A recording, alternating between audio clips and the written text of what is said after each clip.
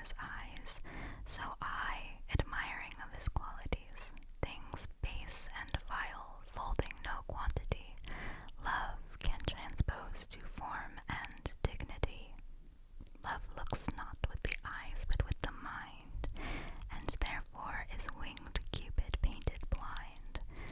Nor hath love's mind of any judgment taste, wings and no eyes, figure unheedy haste. And therefore is love said to be a child, because in choice he is so oft beguiled. As waggish boys in game themselves forswear, so the boy love is perjured everywhere. For ere Demetrius looked on Hermia's eyne, he hailed down oaths that he was only mine. And when this hail from some heat from Hermia felt, so he dissolved, and showers of oaths did melt. I will go tell him of fair Hermia's plight, then to the wood will he tomorrow night pursue her. And for this intelligence, if I have thanks, it is a dear expense. But herein mean I to enrich my pain, to have a sight thither and back again. I left no ring with her. What means this, lady? Fortune forbid my outside have not charmed her. She made good view of me indeed, so much, that sure methought her eyes had lost her tongue, for she did speak in starts distractedly. She loves me, sure, the cunning of her passion invites me in this churlish messenger. None of my lord's ring, why he sent her none. I am the man, if it be so as 'tis. Poor lady, she were better love a dream. Disguise, I see thou art a wickedness, wherein the pregnant enemy does much. How easy it is for the proper false in women's waxen hearts to set their forms. Alas, our frailty is the cause, not we, for such as we are made of, such we be. How will this fadge? My master loves her dearly, and I, poor monster, fond as much on him, and she, mistaken, seems to dote on me. What will become of this? As I am man, my state is desperate for my master's love. As I am woman, now alas the day, what thriftless sighs shall poor Olivia breathe? O time, thou must untangle this, not I. It is too hard a knot for me to untie. But I do think it is their husbands' faults if wives do fall. Say that they slack their duties, and pour our treasures into foreign laps, or else break out in peevish jealousies, throwing restraint upon us, or say they strike us, or scant our former having in despite. Why, we have galls, and though we have some grace, yet have we some revenge. Let husbands know their wives have sense like them. They see and smell and have their palates both for sweet and sour as husbands have. What is it that they do when they change us for others? Is it sport? I think it is. And doth affection breed it? I think it doth. Is't frailty that thus errs? It is so too. And have we not affections, desires for sport, and frailty as men have? Then let them use us well, else let them know the ills we do, their ills instruct us so. A time, methinks, too short to make a world without end bargain in. No, no, my lord, your grace is perjured much, full of dear guiltiness, and therefore this. If for my love, as there is no such cause, you will do aught, this shall you do for me. Your oath I will not trust, but go with speed to some forlorn and naked hermitage, remote from all the pleasures of the world. There stay until the 12th celestial signs have brought about the annual reckoning.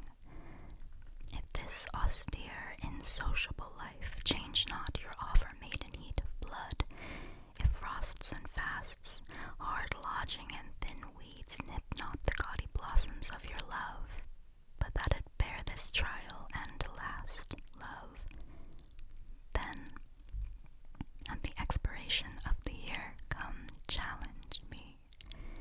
Challenge me by these deserts, and by this virgin palm now kissing thine, I will be thine, and till that instant shut my woeful self up in a mourning house, raining the tears of lamentation for the remembrance of my father's death. If this thou do deny, let our hands part, neither entitled in the other's heart. When he that is my husband now came to me, as I followed Henry's course, when scarce the blood was well washed from his hands, which issued from my other angel husband, and that dead saint which then I weeping followed. Oh, when I say I looked on Richard's face, this was my wish.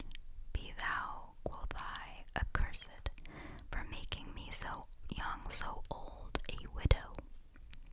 And, when thou weddest, let sorrow haunt thy bed, and be thy wife, if any be so mad, as miserable by the life of thee, as thou hast made me by my dear Lord's death. Lo, ere I can repeat this curse again, even in so short a space, my woman's heart grossly grew captive to his honey words, and proved the subject of my own soul's curse, which ever since hath kept my eyes from rest, for never yet 1 hour in his bed have I enjoyed the golden dew of sleep, but have been waked by his timorous dreams. Besides, he hates me for my father Warwick.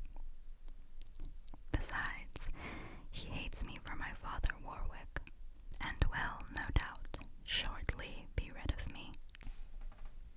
These are the forgeries of jealousy, and never since the middle summer spring met we on hill, in dale, forest, or mead, by paved fountain or by rushy brook, or in the beached margent of the sea, to dance our ringlets to the whistling wind.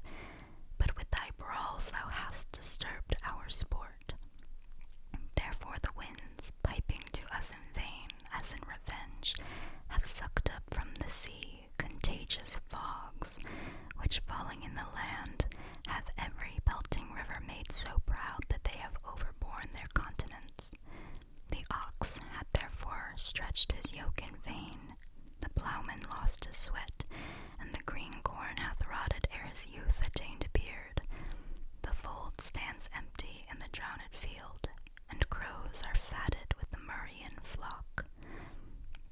The 9 men's moors is filled up with mud, and the quaint mazes in the wanton green for lack of tread are indistinguishable. The human mortals want their winter here. No night is now with him or carol blessed. Therefore the moon, the governess of floods, pale in her anger, washes all the air, that rheumatic diseases do abound, and through this temperature we see the seasons alter. Hoary-headed frosts fall in the fresh lap of the crimson rose, and on old Himes' thin and icy crown an odorous chaplet of sweet summer buds is as in mockery set. The spring, the summer, the childing autumn, angry winter, change their wonted liveries, and the mazed world by their increase now knows not which is which. And this same progeny of evils comes from our debate, our dissension. We are their parents and original. Fie, fie! Unknit that threatening unkind brow, and dart not scornful glances from those eyes to wound thy lord, thy king, thy governor. It blots thy beauty as frosts do bite the meads, confounds thy fame as whirlwinds shake fair buds, and in no sense is meet or amiable.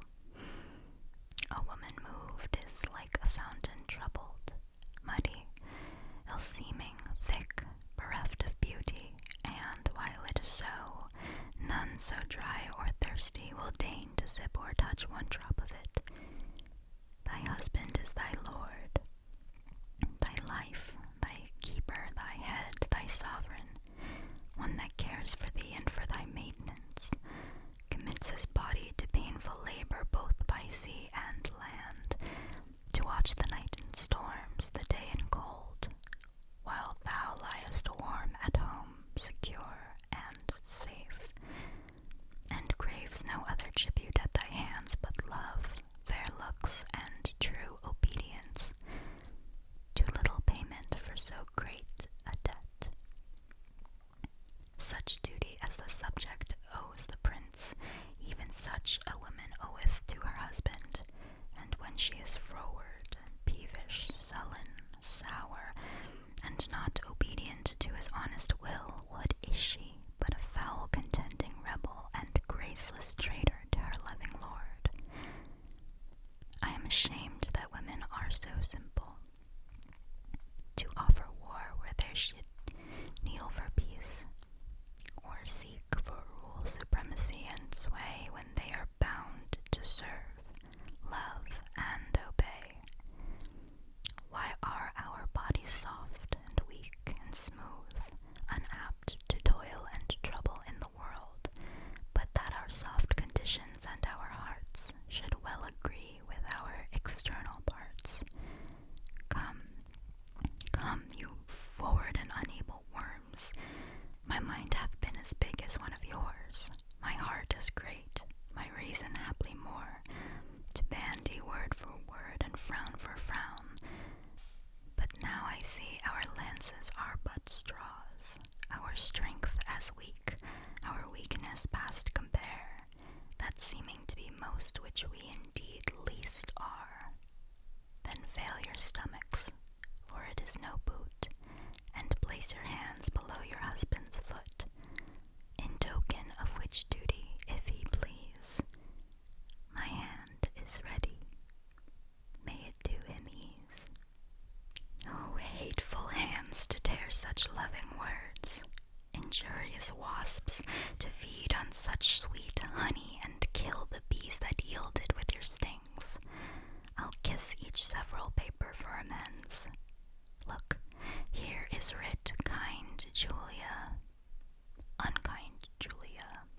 As in revenge of thy gratitude, I throw thy name against the bruising stones, trampling contemptuously on thy disdain. And here is writ, love wounded Proteus, poor wounded name. My bosom as a bed shall lodge thee till thy wound be thoroughly healed. And thus I search it with a sovereign kiss. But twice or thrice was Proteus written down. Be calm, good wind, blow not a word away till I found each letter in the letter, except mine own name, that some whirlwind bear unto a ragged, fearful, hanging rock, and throw it thence into the raging sea. Lo, here in one line is his name twice writ. Poor forlorn Proteus, passionate Proteus, to the sweet Julia, that'll tear away. And yet I will not sit so prettily he couples it to his complaining names. Thus I will fold them one on another. Now kiss, embrace, contend, do what you will. The raven himself is hoarse that croaks the fatal entrance of Duncan under my battlements. Come, you spirits that tend on mortal thoughts, unsex me here, and fill me from the crown to the toe top full of direst cruelty. Make thick my blood, stop up the access and passage to remorse, that no compunctious visitings of nature shake my fell purpose, nor keep peace between the effect and it. Come to my woman's breasts, and take my milk for gall, you murdering ministers, wherever in your sightless substances you wait on nature's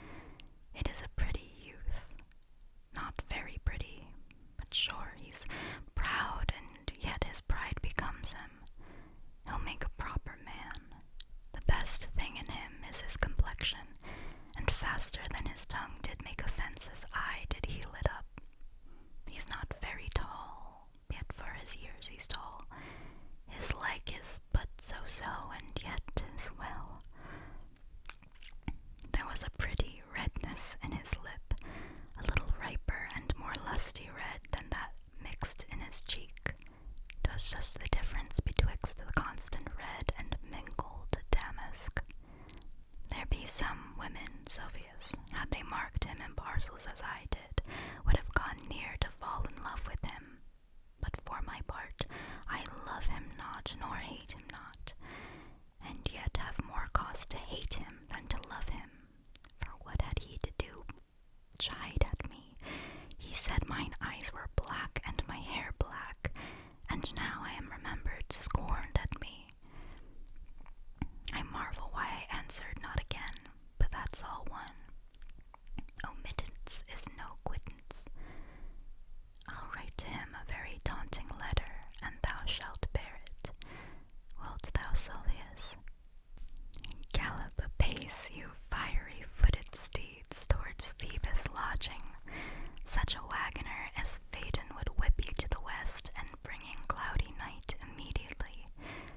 Spread thy close curtain, love performing night, that runaway's eyes may wink, and Romeo leap to these arms, untalked of and unseen. Love can see to do their amorous rites by their own beauties, or if love be blind, it best agrees with night. Come, civil night, thou sober-suited matron all in black, and learn me how to lose a winning match. Played for a pair of stainless maidenhoods. Hood my unmanned blood, bathing in my cheeks with thy black mantle, till strange love, grown bold, think true love acted simple modesty. Come, night, come, Romeo, come thou day in night, for thou wilt lie upon the wings of night, whiter than new snow on a raven's back. Come, gentle night, come, loving, black-browed night, give me my Romeo. And when he shall die, take him and cut him out in little stars, and he will make the face of heaven so fine that all the world will be in love with night and pay no worship to the garish sun. Oh, I have bought the mansion of a love, but not possessed it, and though I am sold, not yet enjoyed. So tedious is this day, as is the night before some festival. To an impatient child there hath new robes, and may not